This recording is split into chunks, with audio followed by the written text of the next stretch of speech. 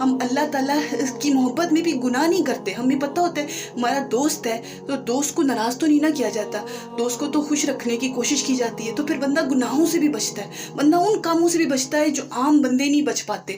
لوگ بعض اوقات گناہ کر لیتے ہیں اور ڈر جاتے ہیں کہ ہمارا رب ہمیں عذاب دے گا, سزا دے گا, اور وہ اس طرح کے معاملات میں پڑ جاتا ہے. لیکن جب رب سے دوستی کا, محبت کا تعلق ہوتا ہے نا, تو دل میں جو رب کا ڈر ہوتا ہے نا, اس کو خشیت الہی کہتے ہیں. یعنی محبت بھی ہے اور ڈر بھی ہے, اور اس محبت اور ڈر کے بیچ میں انسان جو ہے وہ اپنے رب کو جو ہے وہ ناراض کرنے والے کاموں میں نہیں پڑتا. وہ اس وجہ سے کہ میرا رب میرا دوست ہے, اور دوست کو جو ہے وہ ناراض نہیں کیا جاتا. اور اگر کبھی غلطی سے کوئی گناہ کر بھی لیتا ہے بندہ, کیونکہ بتقاضۂ بشریت گناہ ہو جاتے ہیں, تو اس بات کا یقین ہوتا ہے کہ معافی مانگیں گے تو دوست معاف بھی کر دے گا.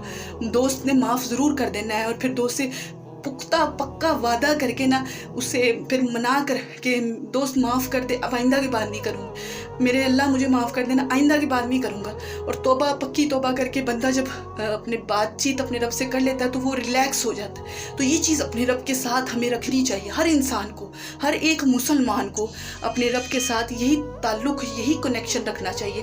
تو اب یقین جانیں, زندگی کے وہ سارے دکھ, وہ سارے غم, وہ سارے مسائل جو ہمیں کسی بڑے پہاڑ کی طرح اپنے کندھوں پہ محسوس ہو رہے ہوتے ہیں نا, وہ نہیں ہوں گے, کیونکہ ہم اپنی ساری فیلنگز اپنے رب سے شیئر کر کے نا اپنا دل کا بوجھ ہلکا کر لیتے ہیں.